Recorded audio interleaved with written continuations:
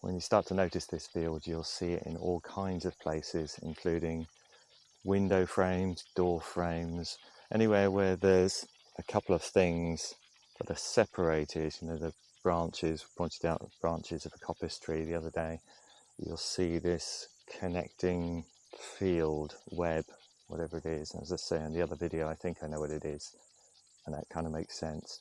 But you can also look into this particular tools we can use.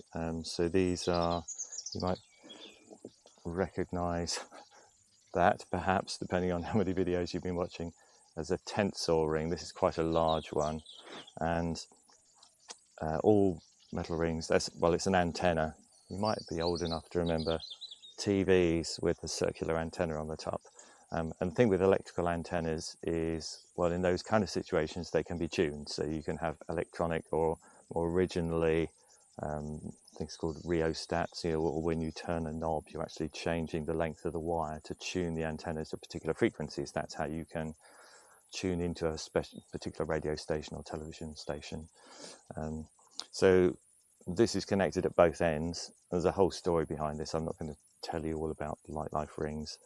This is one of Slim Spurling's original light life rings, and I've had it for many years, and this is quite a big one because you sit on it and do various things like that in order to, well, he recommended this as a good way of getting over things like travel sickness. But it's here because I want to show you the field in the ring. And when we blow a bubble, you know, as a child, or maybe you've got kids and you do this, and you dip your ring in the bubble mix and then you blow the bubble. Before you blow the bubble, there's the soap mix kind of holds itself within the ring, doesn't it? So, and Slim talked about this as being the tensor field, and that's why you have this, I suppose, tension and so on, the tensor field, why the bubble mix stays in the middle.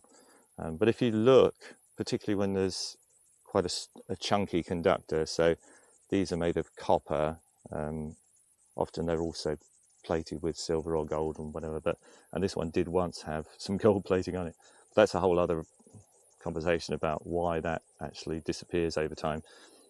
So this is a copper ring, and there's a field in it, and again it's that trick of you focus on the ring, and then you hold that focus when you look in between the ring or around the ring, rather than doing what we're used to doing, which is look through the ring at the thing in the distance, which in this case is more grass.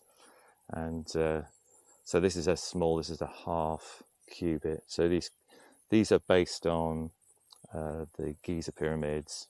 You know, the Egyptians had a royal cubit. That was their measurement, equivalent to, I think, 20.6 inches. What's that in metric? I couldn't even tell you off the top of my head. I'll stick it on the video. And he was curious about what's that measurement? Why are they so obsessed with showing us this measurement? And he played with lots of devices, ended up making rings of those lengths. That's a half cubit, so that's 10.3 inch circumference. And but yeah, and they create a field. They're an antenna. They create a field inside them, and you can see the field. I mean, they're particularly, I was trying to, you look at this, and it's easiest to see if you turn it to the side. And I don't know if this is going to pick up on the camera at all. And as I say, it doesn't have to be a light life ring. This could be your window. You open the window, and there's still this field in the window frame. And when I first saw that, first time I actually saw this was I was in a marquee late at night at a festival, and wooden poles, because it doesn't have to be metal, wooden poles, top bar, ground, and there was a particular lighting which was quite low. It was designed for people to sort of dance gently, and there was this low lighting, and there was this field, and I kept going, I was just completely obsessed with it, really. It was like, what is this? And I could put my hand through it and so on. Anyway, so these have quite a strong field, and in the right light, and I think I might have lost it now because it's getting quite late in the morning, but particularly if it's moved, so maybe this might pick up on the camera, I don't know, I really don't know, but there's quite clearly a sort of shimmery field here, and if you move it in relation to a fussy background and you're focused here, And maybe the camera is going to focus here better if it's focused on me and it's doing this. And perhaps you'll pick it up against the background, I don't know. But it also, in terms of light, when I talked before, maybe I talked before, I don't know which video it was, about somehow there's also this sort of low-level sparkliness, light about it. And the light that comes off these fields has a blue tinge to it. It's definitely a sort of blue light. It's very subtle. And then when you see it, it's really not subtle at all. And it's easiest to see at an oblique angle, so then you're kind of seeing it at the side, and it almost, I suppose, it's concentrating that field into a smaller space, so it's easier to see.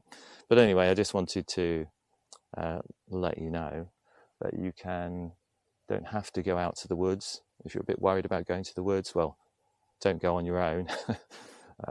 And generally, there's probably nothing to fear if you go into nature anyway. But if you're a little bit worried, go with somebody else. And you could be excited about this together. Obviously, they've got to be slightly open to the idea that there's something to go and look at. But these light rings are especially nice as well. And you can do other things with them, but that's not what this video is about. This is about just seeing this field and getting used to seeing it, and it becoming part of your awareness, that you're just aware that that's there. And even if the sun's come up and it's really bright outside, you take a glance around and then suddenly you catch it in your peripheral vision in little dark corners, and there it is again. So go have fun. It's the kind of thing, once you see it, you're really not going to forget it. And if you don't see it straight away, just let it, just stay with it, because one day you're going to snap into focus. I've done this with so many people on residential courses, nothing to do with this, and then we'll go out of an evening, maybe bat watching or something, just at that time of day when the bats are coming out to feed, before it gets too dark. And then it will just be a case of, can anyone see this? And then, what? So have fun. It is just an astonishingly weird thing when you first see it, and also very exciting. So I hope you see it. I hope you enjoy your journey, and see you next time.